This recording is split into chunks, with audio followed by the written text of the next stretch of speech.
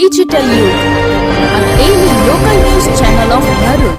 ભરૂચમાં national highway number 48 પર આવેલા મુલટ ટોલ પ્લાઝા પર સ્થાનિક વાહન ચાલકો પાસે પણ ટોલ વસૂલાતો હોવાની અનેક ફરિયાદો ઉઠી હતી. તેમ છતાંય ટોલ પ્લાઝા દ્વારા કોઈ પણ કાર્યવાહી નહીં કરાતા આજરોજ લોકલ ટ્રાન્સપોર્ટ વાળાઓએ ટોલ બૂથ પર પોતાના વાહનો લગાવી હાઈવે જામ કર્યો છે, જેના કારણે હાઈવે પર વાહનોની કતારો લાગી છે. ભરૂચ નર્મદા નદી પર 2017માં બ્રિજના લગભગ 8 મહિના પછી ટોલ લેવાની શરૂઆત કરવામાં આવી હતી. તેમાં જે સમયે ભરૂચના સ્થાનિક વાહનોને ટોલમાંથી મુક્તિ આપવામાં આવી હતી, પરંતુ ફાસ્ટેગ આવ્યા બાદ ભરૂચના સ્થાનિક વાહનો ટોલ ઓટોમેટિક કપાઈ જતો હતો. આ સમસ્યાના નિરાકરણ માટે ટોલ નાકાના છેલ્લા ભાગમાં ભરૂચ વાહનો માટે અલગથી લેન બનાવવામાં આવી હતી, પરંતુ આ લેનમાં પણ ફાસ્ટેગ લગાવી દેતા આ લેનમાંથી પસાર થતા વાહનોનો ટોલ કપાઈ જતો હોવાથી તે સમયે પણ સ્થાનિકોએ હોબાળો મચાવી વિરોધ નોંધાવ્યો હતો.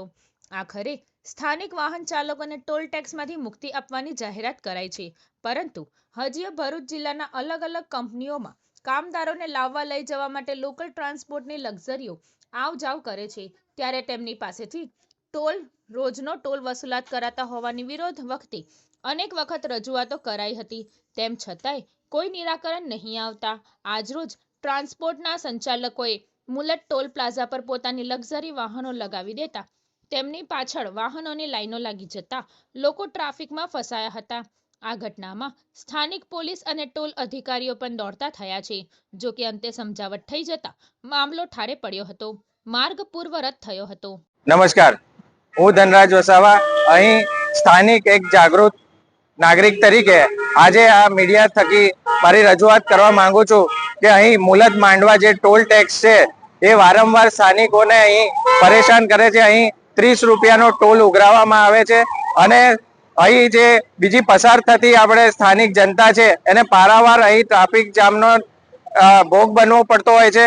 અહીં આ ફક્ત અને ફક્ત એક જ બ્રિજ જે છે જે ભરૂચના રહેવાસીઓએ નર્મદા મૈયા કેબલ બ્રિજ ઉપરથી પાસ થવું પડશે. હવે આમાં પણ કેબલ બ્રિજ એક સાઈડ બને હોવા છતાં પણ અહીં બંને તરફ કેમ આ ટોલ ઉઘરાવવામાં આવે છે એ અહીં એક જાણવા વાળી વસ્તુ છે. અને આની પહેલા અમે જ્યારે અહીં સ્થાનિક લોકોએ આંદોલન કર્યું હતું ત્યારે અહીંથી મુક્તિ આપવામાં આવી હતી. તેમ છતાં અહીં નવી કોઈ એજન્સી આવી ગઈ છે અને ફરી આવી રીતના સ્થાનિક લોકોને પ્રાઇવેટ ગાડીઓ અને બીજી આપણે કમર્શિયલ વ્હીકલોના ટોલ અચાનક ઉઘરાવવા માંડ્યા છે. તો અહીંની આ ટોલની જે એજન્સી છે શું એ અહીંના સ્થાનિક કલેક્ટર અને અહીંના તંત્રથી ઉપર છે? એમણે ઉપરવટ જઈને કઈ રીતના આ સ્થાનિકો પાસેથી ફરીથી ટોલ ઉઘરાવવાનું એ કર્યું?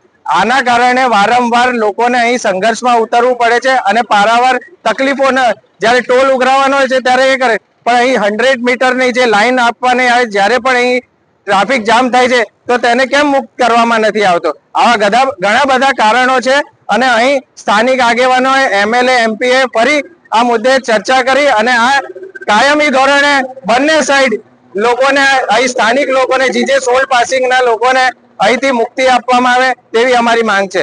અને જો આ માંગ પૂરી નહીં થાય તો આવા ઘણા બનાવો બનતા જશે અને અહીં ફરી જલદ આંદોલનની ચીમકી અમે અહીંથી આપીએ છીએ. જય હિન્દ, જય ગરવી ગુજરાત.